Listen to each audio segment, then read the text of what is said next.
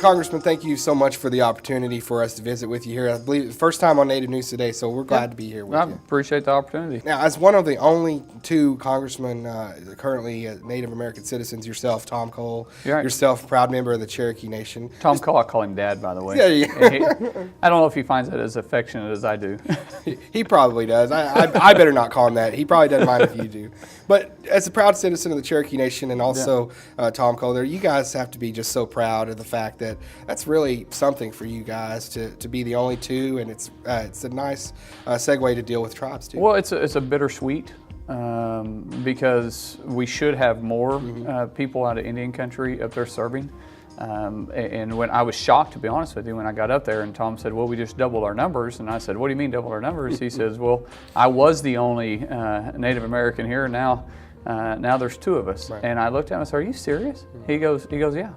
But what a better place to be represented.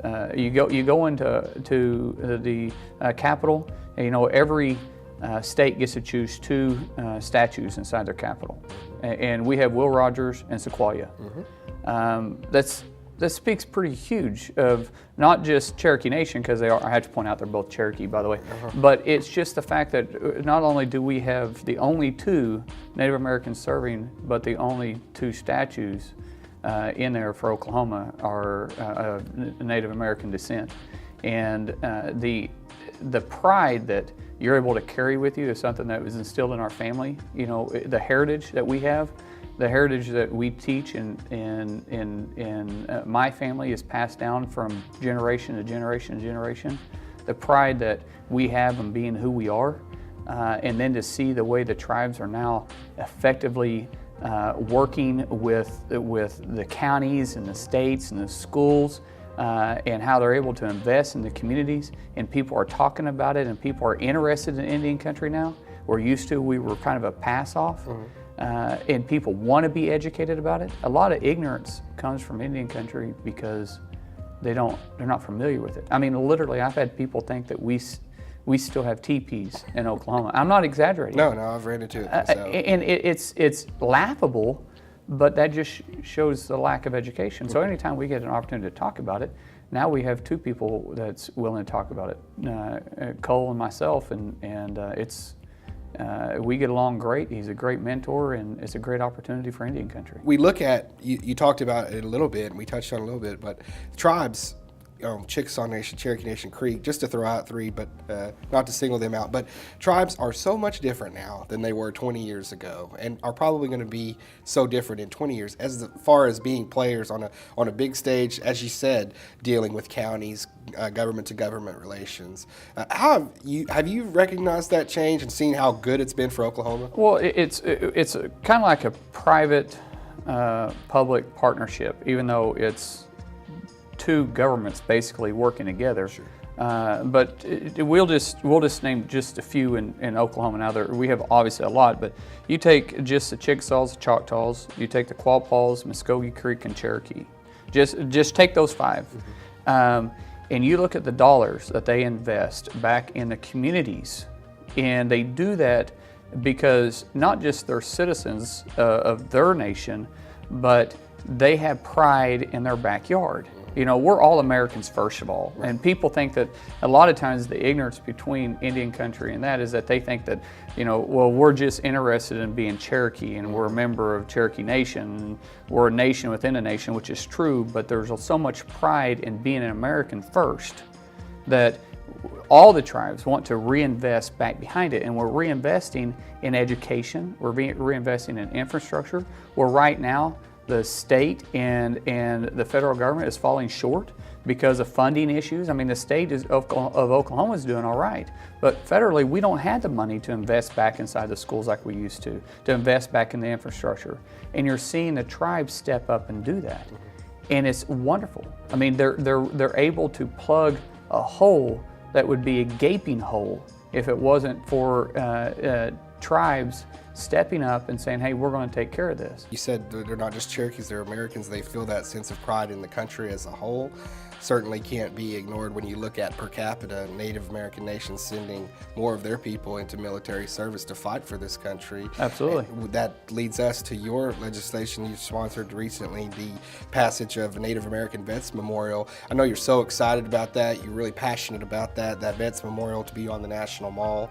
I know they wanted to have them put it inside of the National Museum of American Indian. Just wasn't the space. Right. And I think you would agree that's something that needs to be out on the mall and be out there for everyone to see. And it's not so much as showing a separation, but because a lot of people took this wrong. They said, well, why is it so important? They already have a memorial. They already have a World War I, World War II, and Korea and Vietnam Memorial. Why is it so important, that you have this one separate? Well, a lot of people don't realize that in World War I, we had Native Americans serving, and they weren't even citizens. Mm-hmm. They were fighting for this country. Mm-hmm. And a country they wasn't even able to vote for yet. Code talkers didn't start in World War II. In fact, you can go through almost every conflict that we've had and war that we've had since we've been a country, and you can see Native Americans have fought and participated and have used their native tongue to be messengers. And it wasn't until World War II where we had citizens that were fighting for their country as a citizen for America, and also for their heritage of knowing that the homeland that they grew up in needs to be protected. And so when you see the sacrifice that any country has made, and then then this bill that was passed in the 90s where allowed them to build a memorial, mm-hmm. but it was kind of like a feel-good bill, pat on your back and say, hey, yeah, you can build it, but provides no funds or no room for them to be able to do it. When we had the opportunity to look at this, we was like, this is ridiculous. Mm-hmm. And Indian country is saying, look, we'll build it. We don't want one single dime, not a single dime. We just need to have Congress to act, mm-hmm. to be able to say that we don't have to build it inside, we can build it outside, still on our property, and yet it literally took an act of Congress. Mm-hmm. But Congressman Cole jumped on board with this, Senator Inhofe jumped on board with this. In fact, all the delegation jumped on board with this. It was a bipartisan approach. When we started talking about this, everybody started going, what, are you serious? The bill's already passed in the 90s. Yeah, it already passed in the 90s, but there's no funds and there's no property for it to be built on. Once we got the opportunity to expose it, there was zero opposition. It passed through the House without one single person voting against it. It went through the Senate on voice vote with no opposition to it. And Indian country is excited. Now they're getting the opportunity to build it. Now we just got to bring everybody together and say, what do we want it to look like? Mm-hmm. But the funding, for the most part, tribes all across the country have already stepped up and said, we'll do X amount. And the last I heard is that it's pretty much already funded. Federal and state level, do you think we're doing a better job of listening to the tribes too? Yeah, absolutely. Mm-hmm. It is probably monthly we have people from Indian country come up and sit down and have a round table with us. Mm-hmm. We'll either have a breakfast or a dinner, and this goes for both sides, not just on the Democrat side, on the Republican side. Mm-hmm. The misunderstanding of what Indian country was about, like I said at the beginning, to what it's become, mm-hmm. is an eye-opener for so many people that thought we were still living in teepees. Right. I mean, it's the education. People fear, and I'm not saying people feared Indian country, but people fear things that they don't understand. Sure.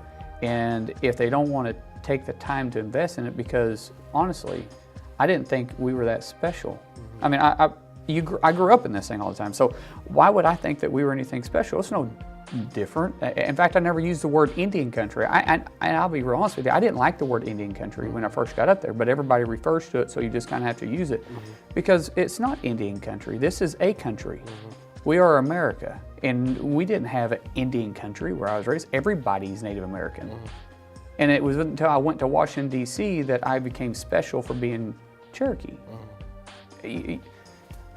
It's odd to me that everybody isn't, until I got up there and I realized that, I was kind of raised in a bubble. And when you get outside that bubble, people have never took the time to rub shoulders to be educated about the issues that we're dealing with. And the issues really aren't that great. They're common sense issues. Mm-hmm. I mean, if you look at Indian country, what are we fighting for? What have we been fighting for? Government, get out of our way, let us live our lives. You know, we can take care of our own if you allow us to take care of our own. And we're proving it over and over and over again. And it's something that we should all be very thankful for. Yeah, I think tribes have never had a greater strength and sovereignty as they do right now. You're right about that. So, and we're not selfish. We're reinvesting. Well, we certainly appreciate the hard work that you're doing on the federal level, and certainly listening to Indian country issues, being close to the heart of the matter there with the Cherokee Nation, and working with Congressman Mullin, you know, getting everything done on that level. And we appreciate the time today too, and so glad to be on the program with you. Yeah, I appreciate the opportunity. I hope we get to do it again, and maybe next time I might throw on a tie for you. I'm kidding. There's no way. No, this thing is choking me to death. Yeah, no, Thank you, sir. Thank you. I appreciate it. Yes.